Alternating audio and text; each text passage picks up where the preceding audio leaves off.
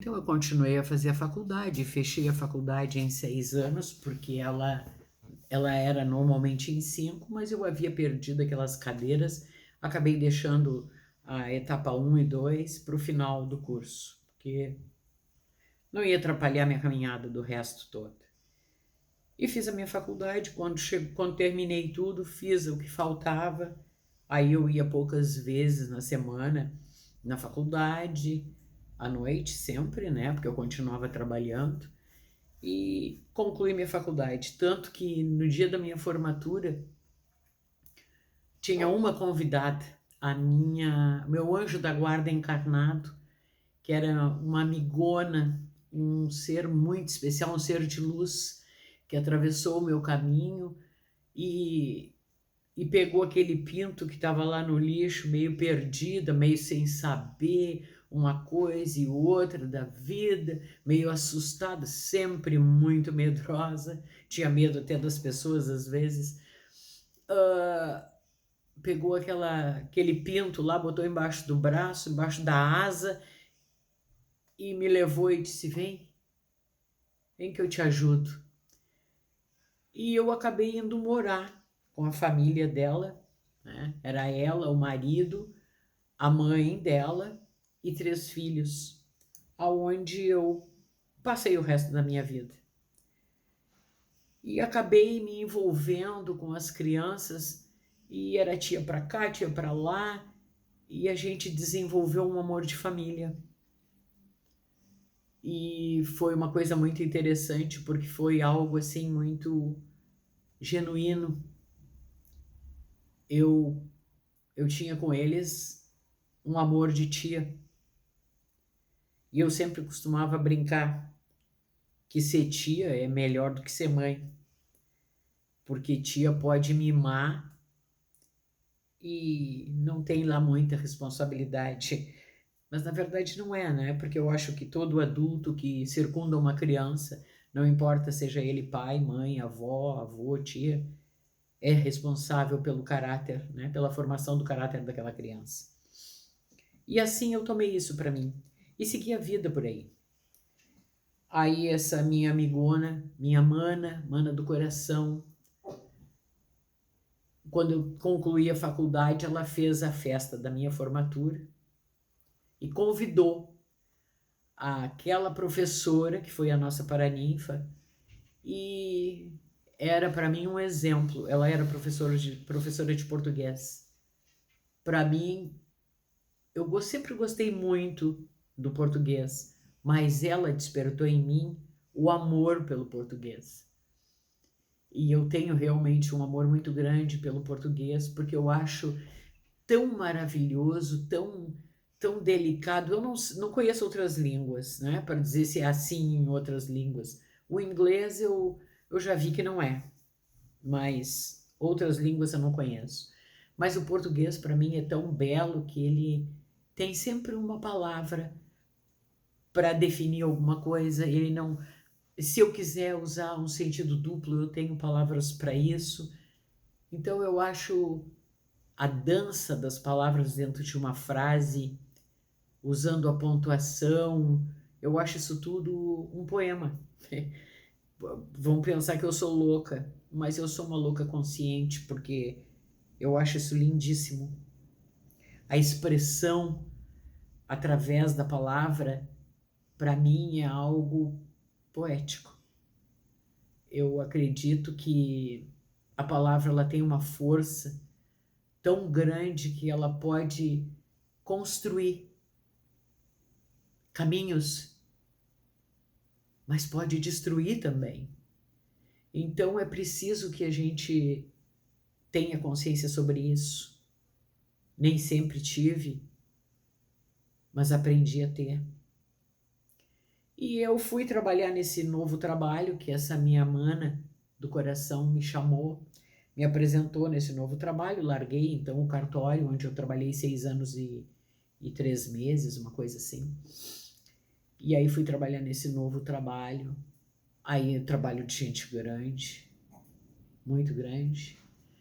E fui aos poucos crescendo ali, aprendendo coisas desvendando um mundo que eu nunca tinha visto, porque a minha bolha era muito pequenininha, era uma bolinha de nada. E quando eu vi aquela monstra bolha que eu estava inserida, aí sim eu me assustei. Aí que eu vi que não era coisa para amador. Foi incrível. Deixa eu segurar o meu gatinho aqui. Senão ele vem para frente do vídeo e não quer saber, né, fofo? Esse gatinho é um amor. Ele é vesguinho, tem um olho azul, ele é a coisa mais bonitinha, é muito chamegoso. E eu sei que eu fui trabalhar nesse trabalho já assim, como é que eu vou dizer? Abismada. Porque o mundo que se descortinou para mim não era aquele que eu conhecia. Aquele mundo que eu conhecia estava morto. Sumiu. De repente sumiu e se desvendou na minha frente algo incrível. Aí conheci pessoas interessantes, pessoas que me ensinaram muito como eu gostaria de ser, seres humanos que eu gostaria de ser. Outros foram um exemplo de o que eu não gostaria de ser jamais e foram igualmente importantes. E na metade dessa caminhada de trabalho, eu descobri, tive uma doença, tive um sintoma diferente, quase perdi a visão, parei de caminhar, não conseguia caminhar, minha perna direita não mexia, não evoluía, eu não levantava, tudo era muito difícil, a minha coluna foi sendo travada e eu, então, tive um problema na visão, no olho direito e fui no oftalmo. Eu tinha um cansaço absurdo, fui no oftalmo e ela me disse, fez um exame de fundo de olho e disse, vai num neurologista agora. Eu disse, sim, eu vou. Não, é agora. Eu digo, não, tá certo, eu vou marcar semana que vem, eu já... Não, é agora. Tu estás com um problema interno e precisa de um neurologista. Aí eu liguei para minha afilhada, essa que hoje eu estou na casa dela, aqui no Rio. Liguei para minha afilhada, ela trabalhava com médicos na época. E eu disse para ela, minha filha, tu consegue um neurologista para Dinda? Um nome de um neurologista para Dinda que eu tenho que consultar hoje, me disse a médica. Ela me passou um nome, eu fui no hospital onde esse médico trabalhava, liguei para lá, marquei uma consulta e ele me atendeu no dia. Já fez uma punção lombar e fez alguns exames de sangue e disse, vou lhe encaminhar para uma neurologista clínica, porque eu sou neurocirurgião. Certo. Eu disse, mas algum problema? Ele disse, converse com ela.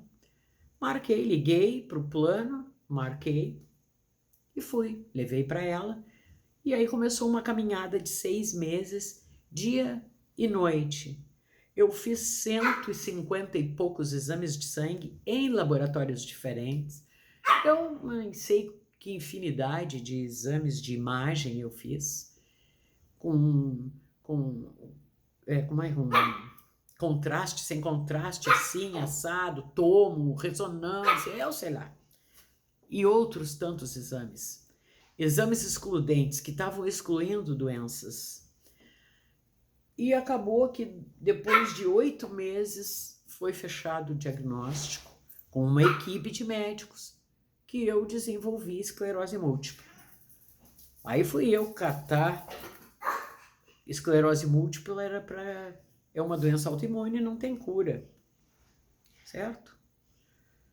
Aí começa toda uma história, juntando a documentação toda. Acabei me aposentando com 42 anos de idade, 41, 42 anos de idade, por doença. E, obviamente, né, eu ainda tenho a EM, mas aquele surto que eu tive até hospitalizado, E aquilo que eu estava tendo na visão era um surto, na perna também. Eu tive hospitalizada, fiz pulso durante 4 dias e saí bem. Não tive outro surto, não que eu saiba. Aí já saí fazendo um tratamento no Hospital de Clínicas em Porto Alegre, com médicos neurologistas, usando uma medicação importada. E usei durante 4 anos aquela medicação e um dia depois de tão ruim que eu já estava me sentindo com aquilo, porque ela era uma complicação, né? Ela era uma medicação complicada e difícil. Eu parei de tomar. Fui no meu médico e disse para ele, olha, não vou mais tomar. Ele disse, pois é, mas tem outras medicações. Eu disse, eu vou esperar um pouco. Não vou tomar. E aí tive uma conversa comigo mesma. Olha, ou tu vai ficar em cima de uma cama, paralisada, cheia de coisa, ou tu dá jeito na tua vida, te levanta e vai. Não vai ficar parada. Tu tenha esclerose múltipla, mas que ela não te tenha. E fui. Fomos eu e a minha mana para o litoral, fomos morar lá, minha mana já era aposentada. Fomos morar lá e fundamos uma casa espírita, nome espírita, Sociedade Espírita André Luiz, em Capão Novo, Capão da Canoa, Rio Grande do Sul. Fomos nós 2 e mais 20 mulheres, fundamos essa casa. E era uma casa que trabalhava com alguns princípios espíritas, mas nós temos uma mente muito aberta e estudamos muito, porque nós já estamos nessa caminhada há uns 30 anos estudando espiritualidade, ser humano. E a gente fundou essa casa e desenvolvemos lá um projeto da minha mana e trabalhamos muito e foi um projeto lindíssimo, belíssimo. Duvido que todas aquelas que trabalhavam conosco alcançaram o valor do projeto. Duvido. Algumas alcançaram, poucas. Mas foi um projeto muito bonito. Aí a gente acabou, depois de anos, a gente acabou deixando, porque a minha mana desenvolveu uma doença e a gente teve que voltar para a capital para fazer tratamento e tudo. E deixamos a casa aos cuidados delas e nem sei como estão lá. E também não importa, porque o que importa daquela experiência foi o que nós aprendemos. E aprendemos muito. Foi muitas e muitas horas de estudo, livros e livros, infinidades. E aí, quando chegou agosto desse ano agora, eu vou atropelar um pouco a minha história para que a gente conclua, né, neste próprio vídeo aqui. Quando chegou dia 16 de agosto, a minha irmã, a minha mana do coração, meu anjo da guarda encarnado, disse, ó, tô indo de volta para casa. Eu disse, tudo bem, todos nós temos a nossa hora.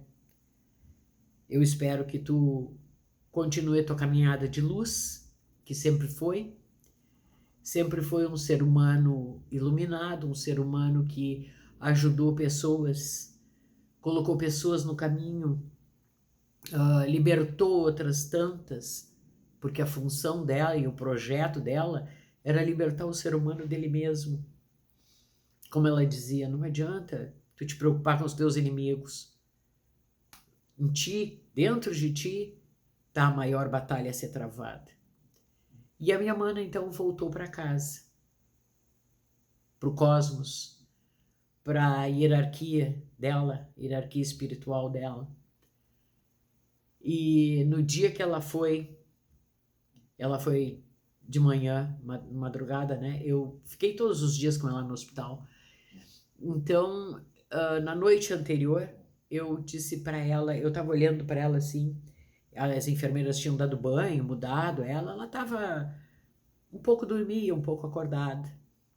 Ela disse, eu olhei para ela estava tão linda, mas tão linda, os olhos brilhavam, ela tinha os olhos verdes, os olhos brilhavam, e o cabelo estava prateado, e eu disse, mana, como tu tá linda, eu vou tirar uma foto tua para mandar para tua filha, que é a minha filhada onde eu estou.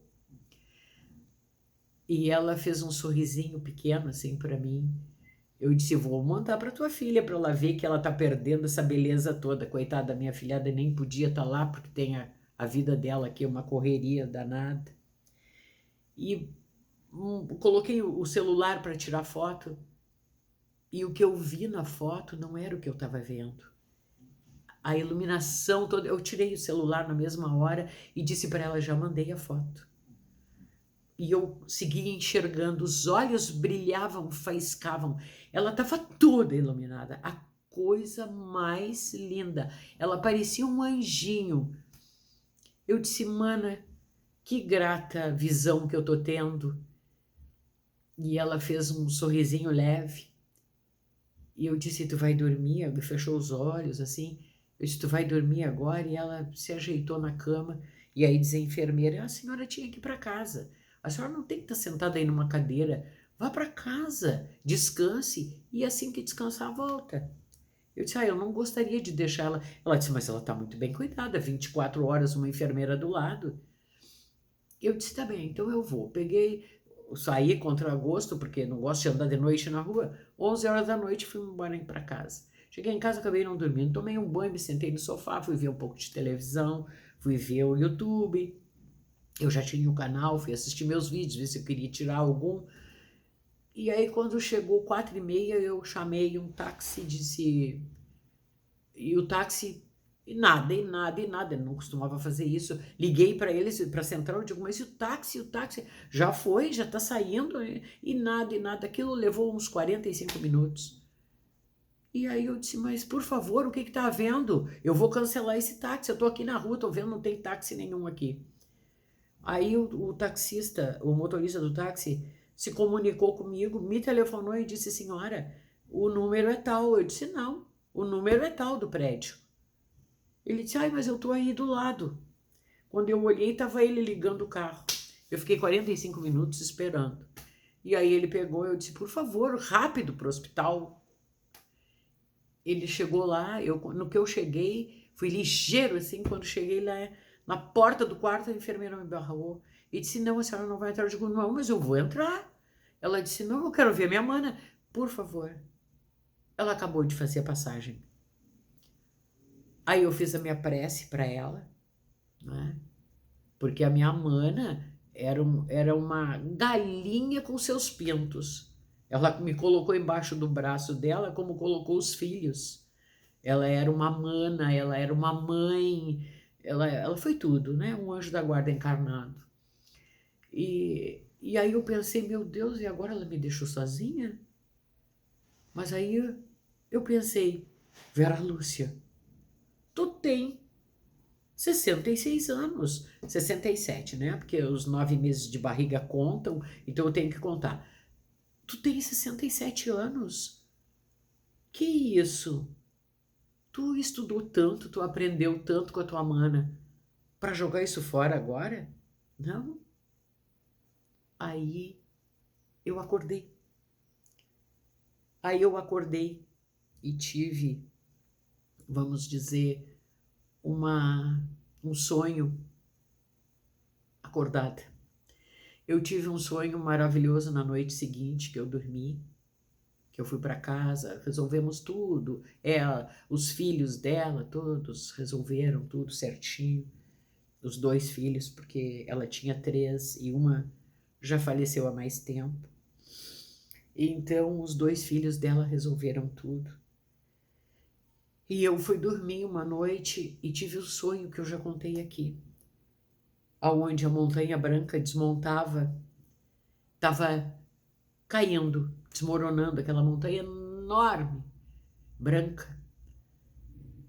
mas ela não nos atingiu, não nos machucou. Mas a gente tinha que sair dali, tinha que seguir em frente. E eu ganhei de um colega que estava no meu sonho, de um colega eu ganhei um carro pequenininho, um Fusquinha, menor que o Fusca, né? Porque meus joelhos ficavam dobrados. Eu ganhei aquele Fusca com o meu filho, o filho que eu tenho de 4 patas, eu e o Totti. E eu ganhei um guarda-chuva, porque tinha muito temporal, era uma chuvarada.